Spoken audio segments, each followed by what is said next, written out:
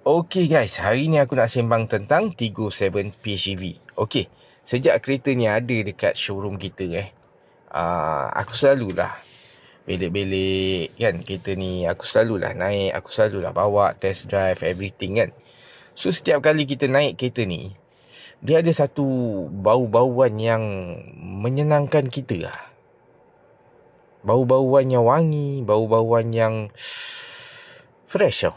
Jadi tak jumpa tau. Aku cakap mungkin bau kereta baru dalam Tiggo 7 PHEV mungkin bau-bau dia macam ni kot.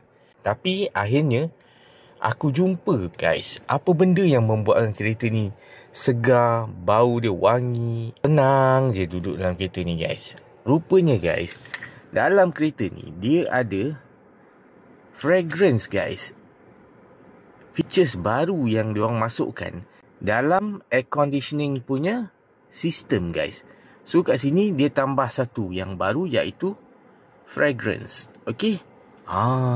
So bila kita tekan fragrance ni, rupanya kita boleh aktifkan wangian yang ada dalam ni guys. Kita tengok kat sini guys. So bila saya aktifkan, nampak dia ada 3 wangian yang pelbagai bau-bauan yang akan diberikan kepada kita guys. Macam contoh, dia ada charming air, dia ada dark temptation, dia ada forest baths. So setiap wangian ni memberikan bau-bauan yang berbeza. Ibaratnya macam kereta ni dah ada built-in punya wangian. Kereta ni memang dah tersedia wangi guys, dengan wangi-wangian yang sedia ada dalam features yang ada ni guys. Serius guys, bau dia memang wangi. So korang kalau tak percaya, korang boleh datang test drive Tiggo 7 PHEV. Kat mana korang nak test drive?